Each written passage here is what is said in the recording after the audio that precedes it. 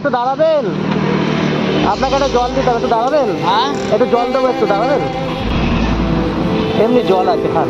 কিসের জল? আপনি এত কষ্ট করে এলেন, ওই জন্য আপনাকে দেখে খুব ভালো লাগলো। আরেকটা দিচ্ছি, দাঁড়ান। আচ্ছা, এত কষ্ট কাকু কতদিন করবে না?